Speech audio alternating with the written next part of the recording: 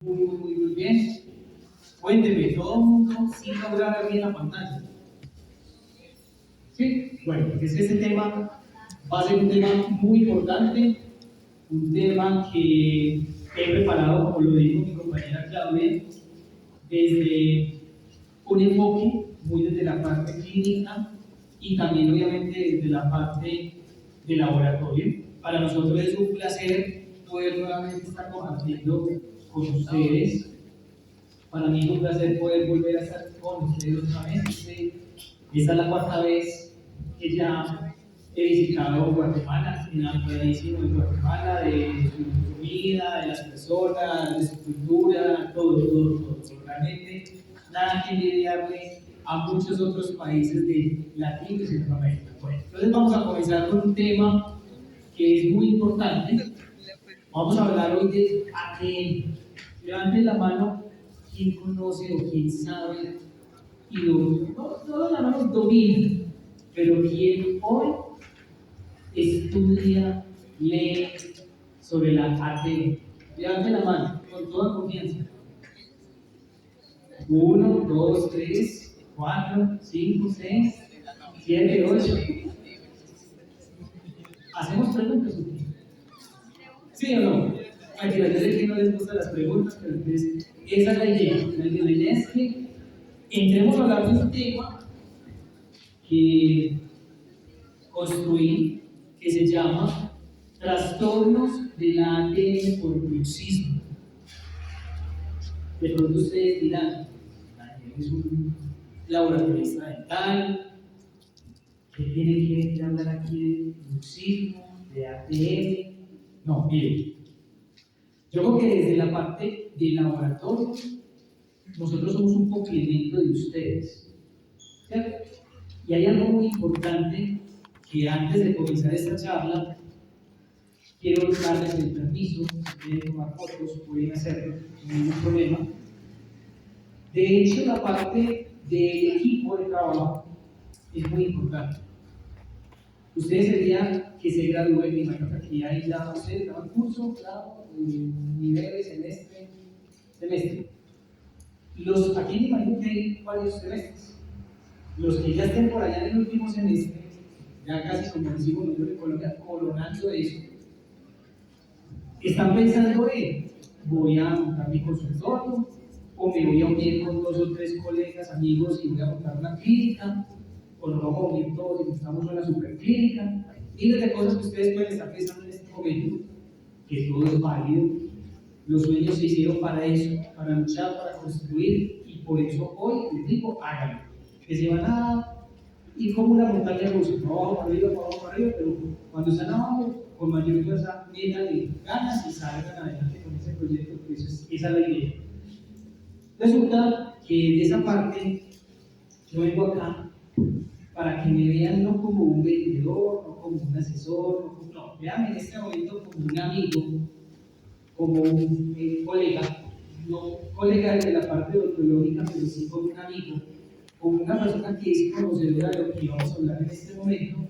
He capacitado mucho para poder venir aquí con ustedes y poder hablarles de un tema ciertamente como medianamente clínico, y que la idea de esto es que no me vean así como les digo, así como un asesor o un vendedor, sino que me vean como un amigo, como decimos nosotros en Colombia y Medellín, como un parcero, en donde hoy viene a contarles algo con respecto a un procedimiento clínico que se hizo con un paciente o una paciente y que hoy habla exclusivamente de este tema. Ustedes dirán, habla mucho, pero ni siquiera quién es este, porque ya lo he preparado. Yo soy Daniel Andrés Aranda, yo soy laboratorista de rehabilitación dental, también soy administrador comercial y de mercadeo, y desde la parte odontológica me he especializado en toda esta parte, desde ya sea todo lo que es el cerado de diagnóstico, para todo lo que es la DSD, ¿okay? Yo soy el grupo de personas que hacen parte del DSD, para lo que es el tema de los caps y los diseños de sonrisa. Soy especialista en todo lo que es la parte de ortodoncia, la parte intimal, la parte de biomecánica, la parte de caracterización biomecánica, la caracterización individual de prótesis, todo lo que es la parte de aparatología, otro lo que vamos a ver hoy de placas neurorelajantes para el tema del trastorno de la ATM, y así sucesivamente te he enfocado en varias cositas, digámoslo así, del mundo pues, de la parte pues, de rehabilitación. Vamos a ver hoy un tema bastante importante que lo he distribuido en los siguientes ítems. Vamos a mirar una pequeña parte o una introducción al bruxismo. Vamos a recuerden por ejemplo que vimos en la anatomía, desempolvando los conocimientos que vimos al principio, iremos viendo pues un poquito de esto. Hablaremos de la parte de la relación de esa parte del bruxismo con la ATM o los trastornos que ocasiona el bruxismo en esa articulación temporomandibular. También hablaremos un poco del significado clínico y la prevalencia que tiene este tipo de situaciones o de trastornos de la ATM pues, por causas como el bruxismo. Hablaremos un poco de esos signos y síntomas clínicos que normalmente hoy un paciente tiene por causas de bruxismo. También tendríamos que mirar esos temas de los trastornos que llevan a esa parte. Hablaremos de esa evaluación clínica y un diagnóstico que normalmente se hace a través pues, como de este tipo de trabajos o de procedimientos. Hablaremos de ese enfoque terapéutico que se debe hacer bajo un paciente que tiene este tipo de condición fisiológica. Miraremos también consideraciones para ese tratamiento. Hablaremos de ese tipo de tratamiento, a qué me va a llevar, cómo lo puedo yo solucionar desde la parte clínica. Miraremos todo ese concepto de función, digámoslo, desde la parte de la elaboración de eso que hoy nosotros conocemos o vemos como placa de bruxismo. ¿Cierto? Que a hoy, si nosotros miramos, existen dos mundos: placa de bruxismo y placa neuromio-relajante. Son dos cosas completamente diferentes, que ya les voy a poner cuál es el contexto de las dos. Y por último, pues miraremos un poco de la funcionalidad y las ventajas que hoy nosotros nos podemos encontrar con respecto a ese tipo de placas. Bueno, miren, habla mucho, pero bueno, vamos a entrar en contexto que para eso fue a lo que vivimos. Entonces, vamos a mirar un tema de qué es el bruxismo, o vamos a hacer una introducción al bruxismo. Ustedes de pronto dirán, bruxismo. Yo estoy aquí sentado por una charla de bruxismo, es que eso lo encontramos en Google, lo encontramos en YouTube, ¿cierto? Pero vamos a mirarlo desde un enfoque realmente clínico y cómo hoy el plan de tratamiento y evaluación continua de ese paciente afecta directamente a cada uno de ustedes que está ahí sentado o sentada. En esa introducción al bruxismo, cada uno, no les voy a preguntar así a quemarropa, pero sí cada uno dice esta respuesta. Para ustedes, ¿qué es el bruxismo? ¿Cuál es la importancia del bruxismo? ¿O por qué es o no es importante el bruxismo? ¿Qué consecuencias le trae a un ser humano el bruxismo? Casi siempre nos encontramos que con la respuesta del bruxismo es: lo único que vamos a hacer es proteger los dientes. Vamos a concentrarnos en que los dientes no se desgasten, no se vayan a fracturar debido a ese bruxismo, ¿cierto? Y solamente nos concentramos en los dientes. Sí, efectivamente, los dientes son muy importantes. ¿Por qué? Pues vámonos un poquito al lado estético.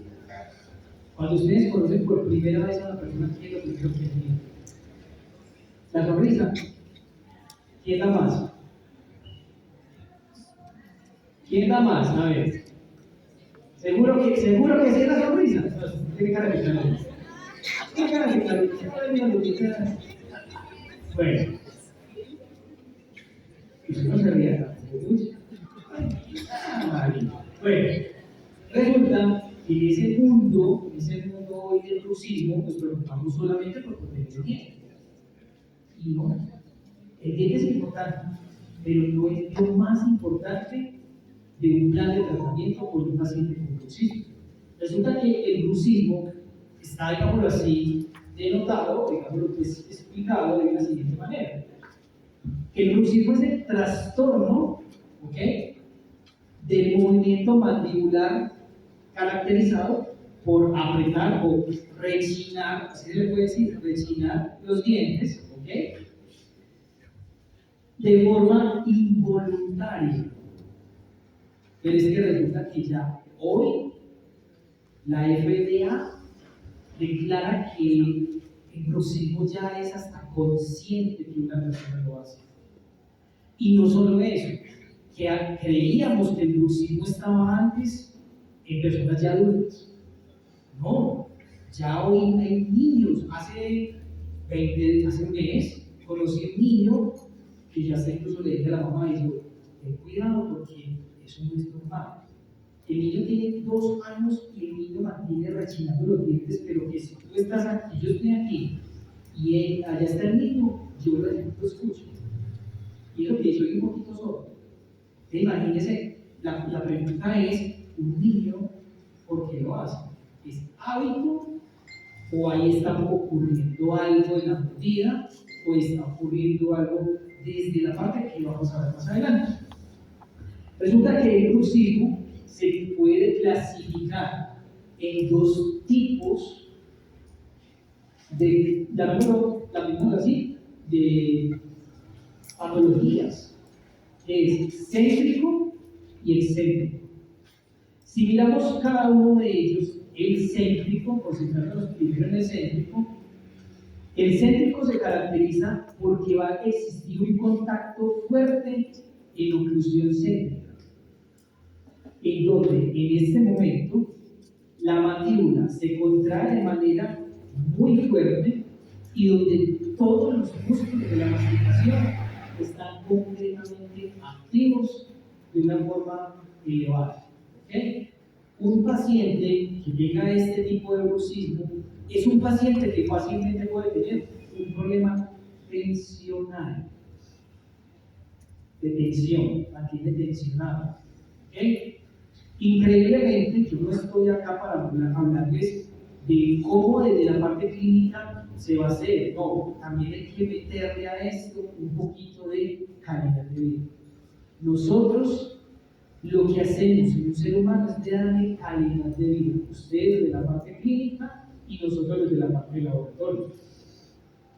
Pero para eso somos un equipo de trabajo que está concentrado en darle ese bien y facilitarle esa calidad de vida al paciente. Entonces, acá, en este tipo de bruxismo, es donde la presión de la ATM es muy fuerte, y es constante, es una fuerza constante.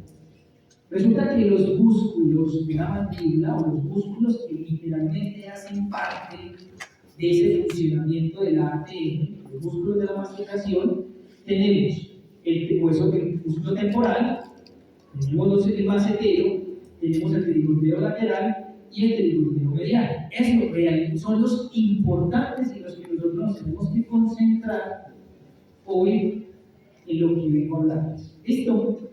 Que eso ya me imagino está chuleado por allá de la clase de anatomía que vimos por allá hace mucho cuando comenzamos. ¿Sí o no?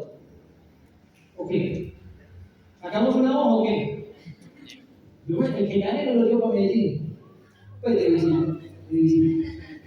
Bueno, resulta que el otro tipo de bruxismo es el bruxismo excéntrico.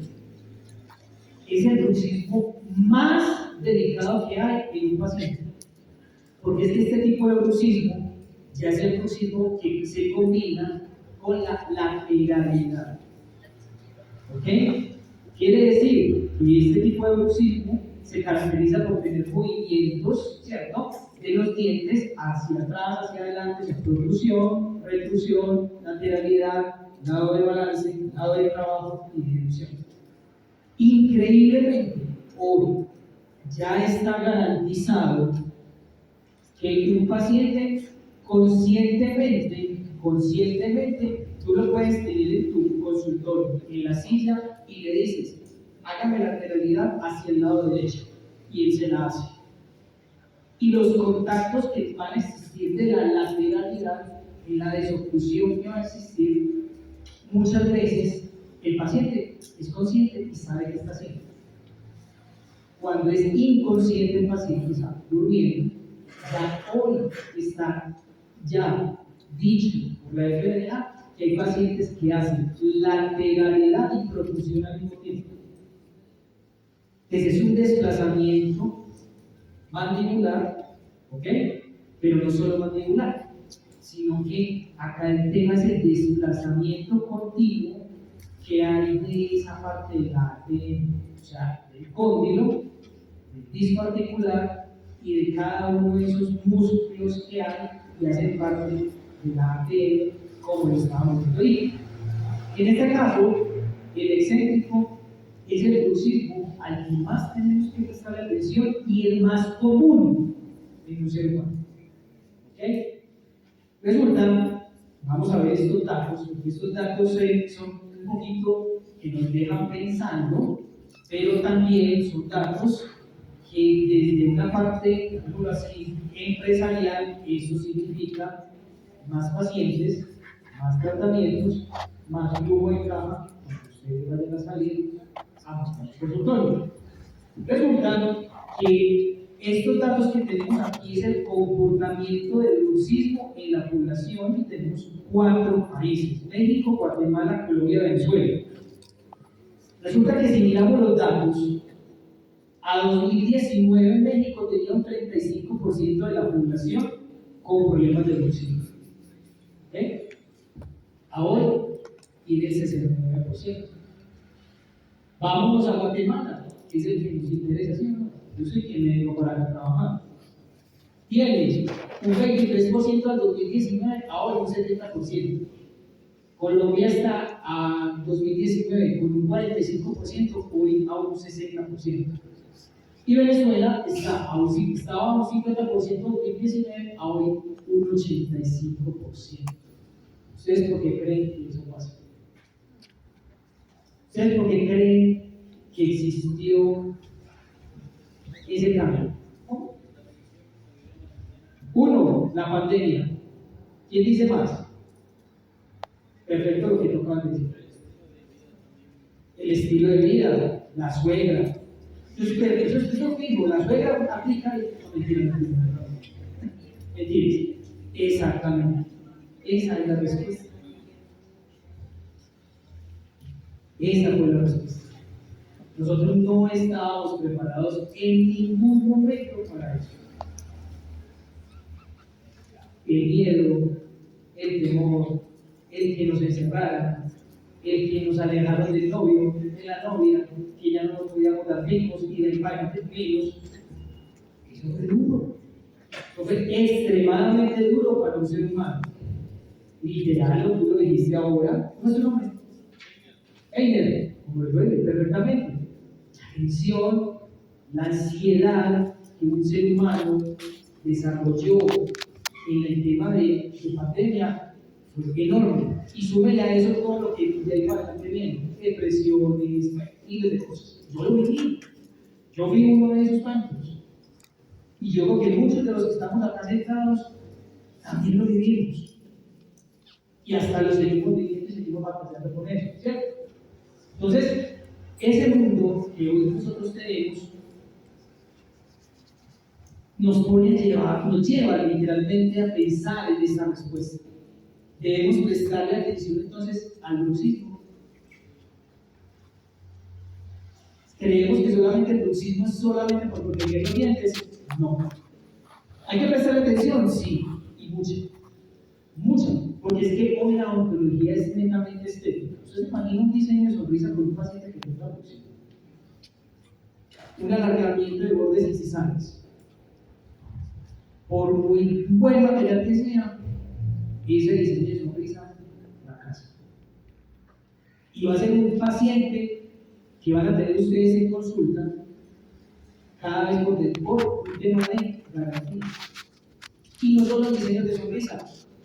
Un paciente con bruxismo fractura, es capaz de fracturar una prótesis. Un paciente, como lo vimos con un niño, es capaz de fracturar por todo el rango medio paladar un aparato de ortodoncia ortopédica. Entonces, ¿qué hay que entrar a mirar? El paciente. Estudiar al paciente, ¿cierto? Perdón porque aquí se me adelantó.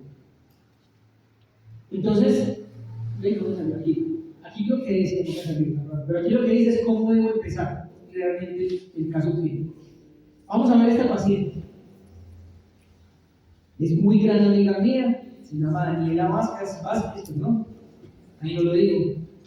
Dani tiene 35 años. Tiene en este momento alteraciones de la ATM.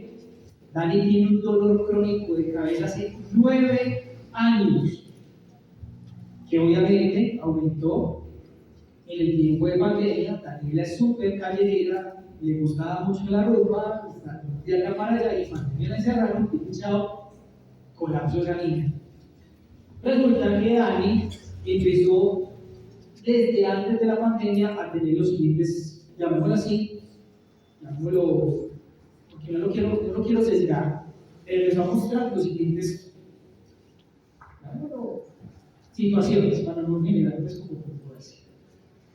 Dolor crónico de cabeza desde hace 9 años, cefaleas tensionales en cabeza y cuello, dolor mandibular y muscular, dolor en oídos, tinnitus es ese pico que tienes como, no sé si hay uno que lo tenga, yo soy yo que lo tengo, tinnitus, dolor de cuello, dolor a la vela open-astical, inflamación de encías, presenta pequeñas fracturas en piezas dentales y un desgaste de esmalte en dientes posteriores.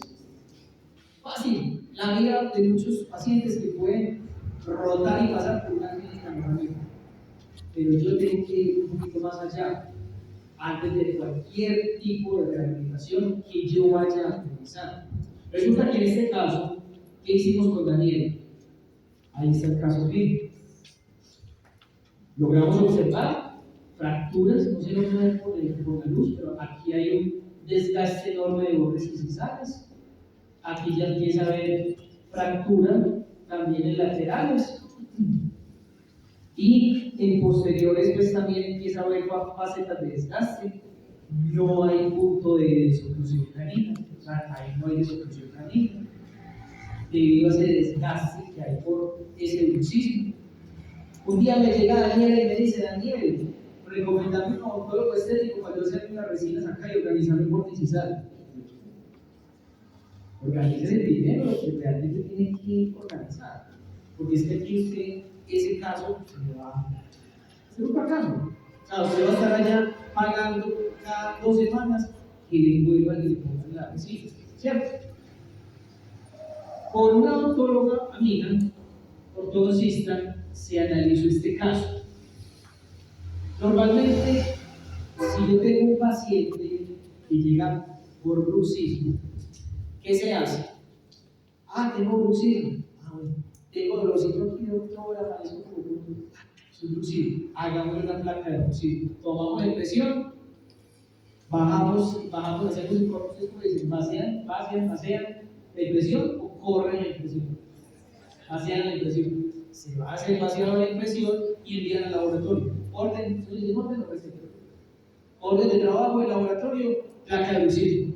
Y el laboratorio lo único que hace es comprar la lámina de acetato y bajarla en ese, pues en el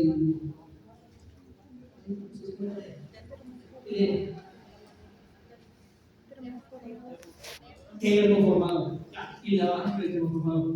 Y ya se recorta, entregan, ustedes ponen la placa en la boca del paciente y ya el paciente listo quedó solucionado el problema del bruxismo. Error. Esa placa no sirve para nada. La placa no sirve. Sirve para proteger el diente, pero es que ahí está el error. Que creemos que eso solamente es para proteger los dientes. Y no, ya hoy yo les digo aquí, los dientes en ese momento son lo menos que yo lo que me estoy preocupando. Para los dientes, pues, vamos a ver qué hacemos después, pero realmente es imposible. ¿Por dónde comienzo con Daniela? Daniela, hay que hacerse un estudio cefalométrico. Como consejo, no lo olviden, la odontología se volvió hoy tristemente facilista. Hay que saber más de los odontólogos, también hay que saber más de los odontólogos, pero hay que saber más del paciente. Daniela, un estudio, una radiografía, miramos cómo están las condiciones del código, miramos cómo están las condiciones de todo lo que hoy nosotros vamos a empezar a equilibrarle a esa paciente. ¿Listo? Tomemos la radiografía y nos dimos cuenta que el bruxismo de Daniela era excelente. Era de los bruxismos más complicados y nosotros no solamente nos estamos preocupando por ayudarle a solucionar el problema estético de los dientes, sino también solucionarle su problema de salud. ¿Usted se imagina una chica o usted todos los días levantándose con dolor de cabeza? Todo un día. Y que usted vaya a hablar o vaya a comer y le duela. Eso es muy aburrido, eso no tiene que tener calidad de vida de un ser humano. ¿Cierto? Esa es la solución, darle calidad de vida. Entonces resulta que empezamos a mirar en Daniela esa relación entre el bruxismo de Daniela y cuáles son los trastornos que ella estaba empezando a mostrar con la APM. Resulta que Daniela, en ese momento, al ser un bruxismo crónico, Dani, llamémoslo así, empezó a desarrollar varios trastornos que ella no sabía que los estaba desarrollando, pero que pues ahí se logra identificar y era disfunción del disco articular. Entonces, cuando el disco articular no está funcionando bien, ¿cierto? Los ligamentos, que son los ligamentos que están, no voy a entrar acá a hablar de la tele porque me demoraría mucho, pero si los ligamentos del disco articular, que son los intrínsecos y los extrínsecos, no están correctamente funcionales al disco y a los músculos, a los ligamentos, puede pasar lo mismo que le pasa al ligamento cruzado cuando un futbolista se lo daña. Es un ligamento. Entonces, resulta que ahí puede haber esa disfunción del disco articular, puede llevar a que exista en Daniela una luxación de la ATM. Y un día nos pasó, estaba justo yo con ella, celebrando el cumpleaños de otra compañera, se vio muy alto, así abrió la boca, creo que eso para que nos come a todos, y literal se le salió, se le salió el cóndilo de la cavidad y quedó con la boca abierta. Imagínense un sábado, 11 de la noche, vaya pues alguien en una urgencia para que otra vez vuelva y organice la mandíbula. Eso incluso pasa, eso le pasa a muchos seres humanos. Entonces, hay que prestar atención. Habemos algunos que cuando nos ponemos la mano acá y abrimos la boca, en algún momento sentimos a los que les pasa eso, necesitan con urgencia una placa de oxígeno. Eso ustedes mismos la pueden hacer. Como decimos en Colombia, en casa de arriero, hasta donde padre. Pues eso recibo mucho, ¿cierto? Bueno, entonces, ¿qué pasa con Daniel? Tuvo luxación de la ATM, empezó con un tema de artritis, porque obviamente al tener ese problema empezaron dolores, inflamaciones, hubo un montón de situaciones en la ATM, y Daniela también empezó a mostrar un tema que se llama condromalácia, que es básicamente inflamación y alteraciones de algunos otros órganos y que hacen parte de elementos que hacen parte de la ATM. Un tema difícil, complejo, sí, muy difícil. De hecho, la oncóloga en ese momento me dijo: hermano, Daniel, te digo una cosa. Si salvamos a Daniela, eso sirve como un tema para que usted lo lleve en algún momento a una conferencia. Y por eso se creó esta conferencia y se está haciendo, como se dice, el lanzamiento acá. Empezamos a identificar la prevalencia de esos trastornos que va a tener o tenía Daniela, ¿cierto? Por ese tema de bruxismo. Y llegamos nosotros, pues, hablando de colegas y obviamente de laboratoristas y odontólogos, nosotros llegábamos a esta conclusión. Nosotros somos un equipo de trabajo. Tanto nosotros como nosotros dependemos mucho de ustedes y ustedes van a depender de un laboratorio. Por eso yo siempre lo he dicho, Tenga, yo le digo mucho a los odontólogos, tenga mejor relación con su técnico dental que con su pareja. Literal. Porque con el técnico dental usted gana plata, con la pareja en la casa. Entonces, ahí hay que tener un equilibrio. Existe un 30% de responsabilidad clínica para poder generar el éxito de ese caso clínico. Y el 70% es responsabilidad del laboratorio. Pero así sea responsabilidad del laboratorio, yo les voy a pedir un favor muy grande. Cuando se gradúen, no vayan a ser de esos odontólogos que mandan el trabajo en laboratorio y se olvidan del paciente. O sea, es a lo que el laboratorio les manda. Y que ustedes no sepan realmente el laboratorio con qué trabaja, con qué obviamente materiales trabaja y con qué técnica trabaja. ¿Listo? Entonces, identificamos esto y me decía la ortodoncista, me decía, Daniela, yo lo voy a ser muy honesto, la mayoría de los odontólogos harían solamente hasta esta parte. O sea, toman la impresión, envían al laboratorio, estudian la radiografía, pero si queremos ayudar a ese paciente, usted y yo solamente no lo vamos a lograr. Necesitamos un grupo o un equipo multidisciplinario. Solamente me tocó casi que meterle el sueldo a Daniela ahí porque le pudiera ayudar. Necesitamos a la doctora Paula, a la ortodoncista, obviamente con conocimientos muy elevados en el tema pues, de ATM, un fisioterapeuta, una psicóloga y un laboratorista dental, una técnica dental. Para poder, y ustedes son los que deben remitir a ese paciente al psicólogo, al fisioterapeuta y con su equipo de trabajo de laboratorio sacar adelante, como digo yo, sáquela del estadio ese caso clínico. Porque es que usted le salva la vida a un paciente y claro que el paciente va a ser otro paciente, lo recomienda, y ya sabemos qué significa todo el tema de pozos. Entonces, ¿qué hicimos con Daniela? La mandamos después de estos locos. Yo lo maté yo ahí.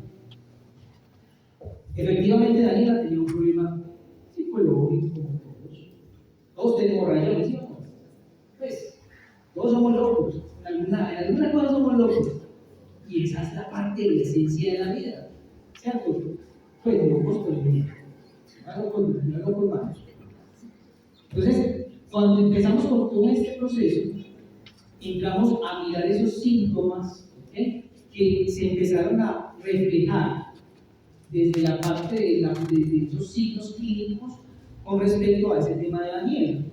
Ya empezamos a identificar que ese caso clínico estaba cada vez saliendo más difícil, se estaba viendo una inflamación muy grande de encías, pensábamos que la inflamación era por un tema de gingivitis, pero no era gingivitis, era la presión tan grande que estaba soportando el tejido, y empezamos a mirar varias cosas desde esa evaluación clínica y desde ese diagnóstico que se iba a empezar a hacer de ese proceso. ¿Okay? Resulta que desde esa evaluación clínica yo siempre he dicho lo siguiente: hay que comenzar con el pie derecho y no puedo escatimar en el tema de es que este alginato es más económico, es que este alginato me lo regalan allí, es que no, vamos a trabajar con buenos materiales, ¿cierto? Y no porque yo lo he hecho, yo soy un fiel amante a la marca Prestige. De hecho, la odontóloga con la que se hizo ese trabajo no trabajaba con esta marca. Y fui yo el que le dije, oye, yo me hago responsable de comprarle donde se quiere el material. Yo soy el laboratorio y le compré el material de impresión. Pero con tal que fuera este. Y no es porque uno se haya casado con una marca, o no porque es que esta marca me esté pagando bien en este momento, no, para nada. No estoy recibiendo absolutamente nada. Y el almuercito de ahorita, ¿se le dicen almuerzo o le dicen comida? ¿Almuerzo? No, la comida, nosotros le decimos comida por la noche. Ustedes se me dicen comida. A todas. Sí, porque por ejemplo el médico es desayuno, no, yo no dicen como eso. Desayuno, comida y cena. Nosotros decimos, bueno, eso es una. En todo caso, un buen material de impresión, pero ojo con esto, no todos los materiales de impresión son para todos los pacientes. Recordemos que nosotros tenemos un plan de evaluación continuo para ese plan de tratamiento y ahí identificamos qué material, elegimos el material ideal para ese paciente. Por eso hay que conocer de los materiales dentales, conocer realmente esas propiedades, mirar cuáles son las ventajas, desventajas, ese vaciado de tiempo de la impresión, ese vaciado de impresión, y poder identificar, según eso, qué tipo de solución voy a tener yo para una muy buena impresión. ¿Okay? Ahí está básicamente como el paso de la impresión, lo que se debe seguir. Tomamos la impresión con Daniela y ahí tenemos su impresión. Una impresión muy bonita, una copia fiel de todo lo que realmente necesitábamos de Dani. Y empezamos a mirar ya el tema de los yesos. Miren, el tema de los yesos es algo muy complejo. Y si quiero detener un momento, porque yo creo que acá esto va a ser de un consejo de vida para la vida. Nosotros como latinos tenemos algo muy particular, y es que nosotros no somos tan usuarios de usar un material con proporciones. Nosotros somos muy olímpicos, los latinos, y utilizamos nuestro mejor medidor, ¿qué cuál es? Al cálculo, al entero, al ojo, como lo queramos llamar. Y lo hacemos así. Yeso, o sea, sacamos el yeso, lo metemos al agua. El que lo haga más aguado, más lechudo, más lo que sea, si eso sí, agregue más agua. No, usted que un día cuando terminando eso más yeso. No, yo también lo hacía. Es que eso es lo que yo también lo hacía. Entonces resulta que no voy a hablar de los yesos, porque realmente el tiempo no me da. La pude quedar más rápido, pero el tiempo no me da. Resulta que los yesos, hay algo muy particular, es que los yesos primero es agua, hay que proporcionarlos, pero todos los yesos tienen unas proporciones. Claro, así. ¿No sabían? Pues sí, no vaya a asustar. Todos los yesos, según la marca, tienen unas proporciones entre el polvo y el líquido. Entonces, si yo estoy utilizando el yeso X de la casa comercial X, ¿cierto? Que es tanto de agua por tanto de yeso. Yo lo peso, primero va el agua y después va el yeso. ¿Listo? Daniel, ¿cómo? Daniel. Y hablando de marcas, hay muchas marcas. Pero si ustedes me preguntan a mí, Daniel, hoy en Guatemala, ¿qué podemos encontrar de marcas buenas de yeso? Yo tengo mi punto de referencia, dos. Protecno y el de la casa comercial MS.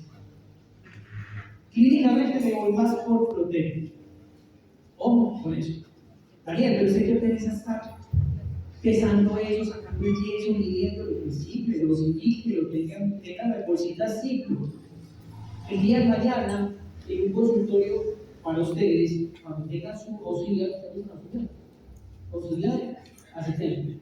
El asistente, ustedes ya saben cómo es la vida del asistente, ese corre, y simplemente dígale que dosifique la cantidad de una impresión, ¿cierto? En una bolsa Ziploc, y las bolsas Ziploc las guardan en un lugar oscuro, donde no le entre la humedad, y ya saben que cada bolsita Ziploc es la cantidad para hacer el vaciado de impresión.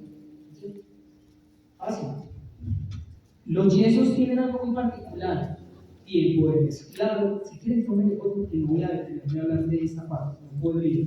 Tienen tiempos de mezclado, cuánto tiempo lo voy a hacer, si es manual, si es mecánico, si es ideal, dependiendo si es o no compasivo. ¿Okay? Esto siempre desde la manipulación, cuánto es el tiempo de gas. Si yo le agrego más agua que masa, el fraguado aumenta o disminuye, la dureza disminuye, todo eso y esas complicaciones, por decirlo así, que ocurren por una mala práctica de un material, ¿cierto? Yo solamente el mejor ejemplo que yo cada vez que vea esto es: usted imagina que usted mañana vaya a una cirugía y que usted se dé cuenta que el anestesiólogo le pone anestesia negra sin saber cuál es el peso suyo. Usted se dejaría hablar. Yo no. Pasa lo mismo. ¿Cierto? Las profesiones son muy importantes para este tipo de situaciones. Acá les dejo ya el tema de cuánto es el tiempo de fraguado o del tema de preparación y todo eso. Bueno, vamos a retomar nuevamente al caso de Daniel. Todo esto que les acabo de decir es precisamente para eso: poder obtener un modelo de trabajo ideal, un modelo correcto, modelo de trabajo correcto que me permita trabajar de eso. Acá les recomiendo mucho este libro, o estos dos libros. Dos, acá. Esos libros que yo les voy a recomendar son libros que para mí se han convertido, digámoslo así, como hasta la misma esencia de por qué como yo estoy aprendiendo en este momento, hablando de eso en propiedad, ¿cierto? Me dicen cuando lo puedan pasar. Un gusto. Se llama Ciencia de los Materiales de Tales de Phillips. Creo que ya lo conocen, es la última edición, buenísimo, si lo pueden conseguir, espectacular. Y como hoy estamos en el lanzamiento de la nueva versión, y por la compra de les voy a regalar este libro. Yo se lo voy a dejar a alguien que lo va a tener. Es un PDF, está en PDF, es virtual. PDF virtual. Y lo que hace uno bajo los principios para leerlos. Ya. El tema aquí de este libro, que gracias a este libro es donde hoy podemos hablar de este tema que les estoy mencionando, se llama Conclusión y Afecciones Temporomandibulares. Vuelvo y lo reitero, se los dejo a alguien en que lo guarden, ya ellos se encargan, lo llaman, lo piden, lo dejan su correo, eso sí, claro, también ellos se me van a mandar por correo, no sé si ya tengan su correo o sus datos, o por WhatsApp o algo, porque también puede pasarse pues por WhatsApp. Un libro espectacular, buenísimo. Es más, al que no vaya a ser ortodoxista, lo puede leer y le va a gustar. ¿Listo? Bueno, entonces retomemos con Daniel. Si nosotros hoy vamos a hablar un poquito de esa ATM, tenemos que conocer que la ATM es a lo que yo hoy tengo que enfocarme, concentrarme en que le voy a ayudar a Daniel, no en los dientes. Los dientes son parte del tratamiento. Pero Daniela sabe que obviamente la ATM es una articulación líquido-radial, ¿okay? Que normalmente esa articulación va a estar basada en unos puntos de referencia, digámoslo así, anatómicos del paciente, y que de una u otra manera todo esto nos va a llevar a nosotros a hacer un estudio, un análisis de esa radiografía. Si vemos que la situación está muy compleja, hay que hacer entonces otro tipo de radiografía, otro tipo de examen, ¿cierto? Pero de tal manera que podamos obtener de Daniela algo muy verídico, algo muy real. ¿Por qué hablo aquí del articulador? Porque de nada serviría que ustedes vayan, tomen la impresión, hagan el estudio, hagan todo, y ustedes van al laboratorio y que ustedes no sepan el laboratorio cómo trabaja. Yo les puedo asegurar que por lo menos el 60% de los laboratorios en cada país de Centroamérica y Sudamérica tienen un montón de trabajo, un requisito, ya, esas tableritas, esas cajitas de colores llenas en los laboratorios. Y todas son por articuladores, o llamamos ustedes, oclusores, de bisagra. Los que solamente son de apertura y cierre, ¿cómo llamamos bisagra? Oclusores. Dígame eso para qué. ¿Ustedes para qué creen que sirve el articulador? Para nada. Pues pasa gracia, articulo en la mano. Y es la misma mano. Sí. Por eso es que cuando llegan los casos clínicos al consultorio, van y ponen la prótesis en boca o el aparato en boca y van a decirle al paciente: haga la penalidad, y el paciente no puede hacer la penalidad. Entonces, ¿ustedes qué tienen que hacer? Con una fresa, desgastar todas las cúspides, todo lo para la parte dorsal, para que eso quede completamente liso y que el paciente no vaya a tener interferencia con el lateral. No hacen nada. O en las placas de bruxismo. Ah, no, hágame en el termoformador que yo la activo en boca. O sea, le hacen un desgaste a la placa no oclusal, preparan acrílico autotransparente, lo ponen en etapa plástica, lo ponen en boca y le dicen al paciente, bueno, igual del paciente, haga la terapia y empiece ese acrílico para allá y para acá, para allá y para acá. Y eso usted lo cubre en orilla y la placa queda activada. Y sí, efectivamente queda activa, pero eso es muy feo que entienda, el acrílico agua se vuelve amarillo, eso empieza a recoger o absorber más líquido y eso es un caso de la casa, ¿cierto? Entonces, por eso yo les decía, aquí es importante que ustedes sepan el laboratorio con qué trabajan, porque el laboratorio tiene que activar esa placa en boca, perdón, en el articulador. Activan la placa y ustedes deben tomar 2 registros de mordida. Un registro de mordida encéntrico, o sea, la función excéntrica, y un registro de mordida que ya lo vamos a ver un poquito más adelante, basándonos en el enfoque terapéutico. Si le queremos solucionar el problema a Daniela, no solamente la placa lo iba a solucionar. La placa hoy es una de las alternativas, pero Daniela la tuvimos que remitir, obviamente al doctor, para que le mandara un tema de una medida farmacológica. Obviamente no les puedo yo hablar de fármacos, no sería yo la placa que puedo yo mencionar aquí tipo de medicamento. Ética no lo puedo hacer, pero para que el fármaco, y ese fármaco que he mandado por ustedes, para desinflamar todo lo que es la parte de la APM. Terapia física y psicológica, claro. Tuvimos que mandarla a un fisioterapeuta para empezar a hacer ejercicios, es un músculo, hay que empezar a hacer ejercicios, y donde la psicóloga, porque ya sabemos el porqué de la tensión y las cosas. Y el tratamiento ontológico, que obviamente debe llevar Daniela gracias a ese tema. Como medida conservadora le hicimos una placa, sí, efectivamente, una placa neuromio-relajante, no placa de bruxismo, sino placa neuromio-relajante, y hacemos esa evaluación del proceso. En esa evaluación del proceso nos dimos cuenta, y hay que tener presente que el ADN está también con vasos y nervios. Resulta que Danielita, muy graciosa ella, por allá se rodeaba de una odontóloga, no sé cuál, que le cobraba muy económico una placa de bruxismo. Efectivamente, la placa de bruxismo se le hicieron así de esas termoformadas, la activaron en boca, la activaron mal y la dejaron con el músculo, o en este caso con la activación de la redundancia de esa APM, o sea, los músculos de la masticación quedaron activos. Y estaba tan desajustada la dirección vertical que se dio esa activación en boca que empezó a hacer presión en una parte de los vasos y de los nervios. Ya Daniela hace un tiempo atrás, antes de pandemia, empezó a tener un tema de una pequeña parálisis aquí en esta parte de su lado derecho. Pero eso le pasaba cuando usaba mucho la placa. Normalmente un paciente como Daniela tiene que usar la placa casi todo el día.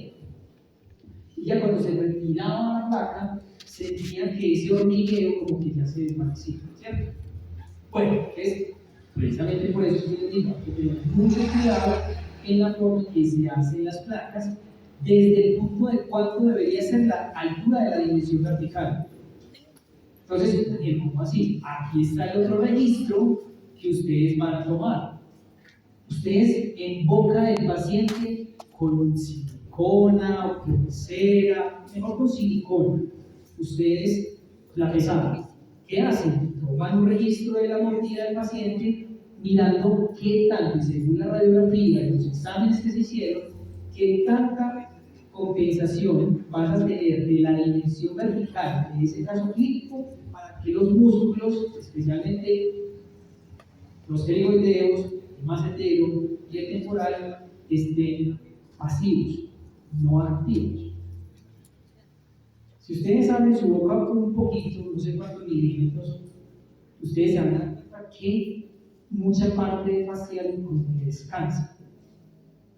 Y esa es la parte que ustedes tienen que enviarle el registro al laboratorio para que el laboratorio, desde esa parte funcional que ustedes están entregando, ya desde poder aliviar el dolor, la prevención del desgaste, estabilidad del ADN, tener mayor comodidad del paciente y mayor función, podamos conocer ese concepto de la funcionalidad de la placa, ¿cierto? Miren todo el trabajo que ustedes están haciendo en este momento, hasta ahora, mucho. Y gracias a eso es que esa altura, o eso que le estamos diciendo, es por eso. Esta compensación de la placa, increíblemente, se la deja para que el laboratorio lo haga. Y el laboratorio, ¿bajo qué fundamento clínico? ¿Saben cuántos milímetros va a compensar la placa? ¿Ustedes nunca se han hecho la pregunta? Si es que el paciente lo conocen ustedes, no nosotros. Esos son dos registros que hay que entregarle al laboratorio precisamente por la elevación que va a tener, por las alturas cuspídeas que va a tener ese paciente y según el tema del comportamiento de ese paciente. Y pasamos entonces a hacer una placa. Lástima porque la placa no se logra ver bien, pero es una placa fucsia, que está muy de moda hacer placas de colores. Ustedes vieron la tela roja, verde. De hecho, he hecho placas de todos de varios colores en la misma placa. Entonces, esa es una alternativa que ustedes van a exigirle a su técnico dental para poder tener más flujo también del paciente, porque es que usted lo monta en redes sociales. Levante la mano que tiene redes sociales. ¿Quién tiene Facebook? ¿Quién tiene Instagram? ¿Quién tiene Twitter? ¿Quién tiene todo eso? Yo soy que estoy metido en todo, pues en las redes sociales. Eso, hacerla, no ayuda a vender, a darse a conocer. Una placa de estas te puede ayudar mucho en el laboratorio, en tu clínica, a crecer, porque es algo diferente. Básicamente, una placa neurobiorelajante es una placa o es un dispositivo que se utiliza en odontología precisamente para, llamémoslo así, el tratamiento del trastorno de la articulación temporomandibular. Ahí estamos actuando en la ADN. ¿Listo? ¿Qué beneficios tenemos? Beneficios, obviamente, el alivio del dolor, reducción del bruxismo, vamos a tener una mejora de función, vamos a tener un protector dental. Ahí sí, vamos y estamos ayudándole a los dientes, ¿cierto? Va a ser que va a mejorar la calidad del sueño de ese paciente y por ende pues va a tener un enfoque más de confort.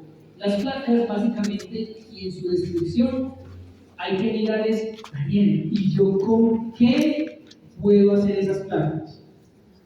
Yo como odontólogo o odontóloga, ¿qué tengo que pedirle a mi laboratorio en un futuro?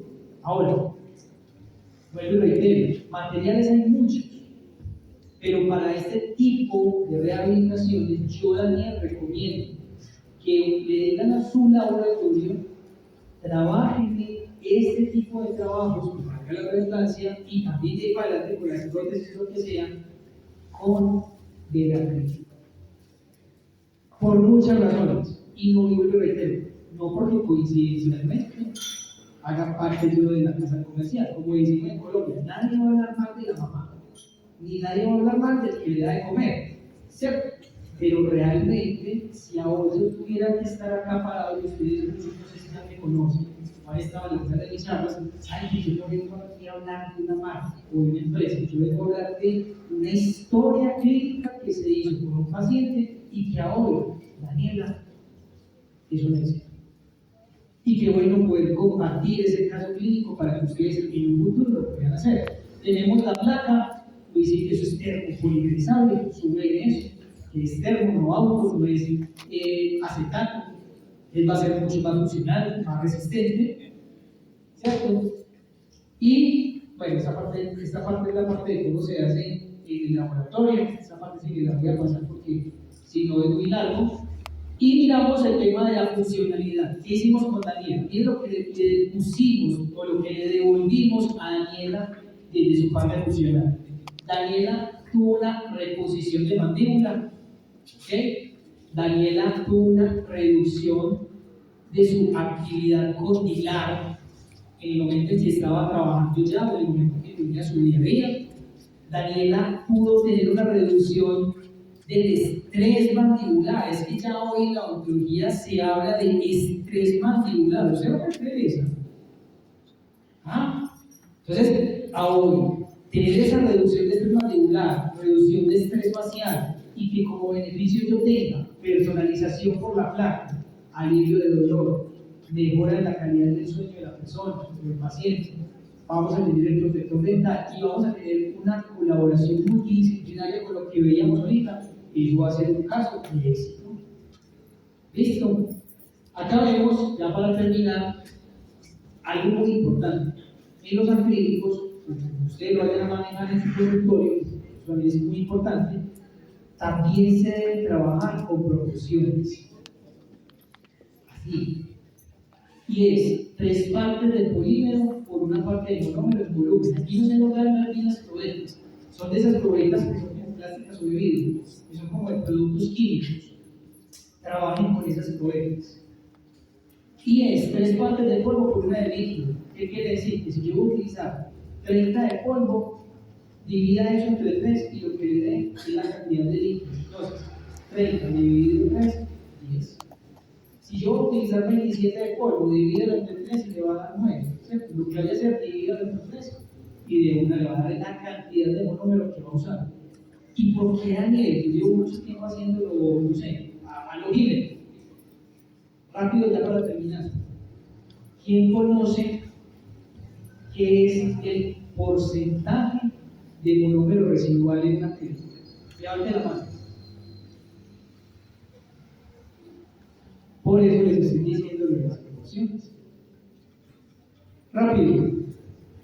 Daniela, en este caso, con esa placa, mire cómo era ella antes, se hizo unos diseñitos ahí con resinas, le hicimos la placa y le solucionamos la vida a Daniela. Daniela hoy es un paciente que nos agradece por su vida que le hayamos podido dar solución a esos dolores que tenía. Resulta que el número residual aplica para todo, para eso, para prótesis, lo que sea. Es la cantidad de monómero que queda presente en un acrílico después de haber terminado el proceso de polimerización. ¿Listo? Entonces, si yo no utilizo la cantidad adecuada de monómero, ya sea en el consultorio o en el laboratorio, va a quedar más cantidad de monómero de lo permitido por entidades de salud a nivel mundial. ¿Y ustedes qué creen que dónde se va a liberar ese monómero? En la boca. Ahora nos encontramos con pacientes que son alérgicos al metilmetacrilato, que da el monómero, o que tienen una heridita en la boca y eso se les convierte en una laceración tremenda y uno no se entiende el por qué. Es porque muy posiblemente el acrílico está liberando mucha cantidad de monómero y por eso es que yo les digo, tienen que saber su laboratorio, cómo y con qué está trabajando.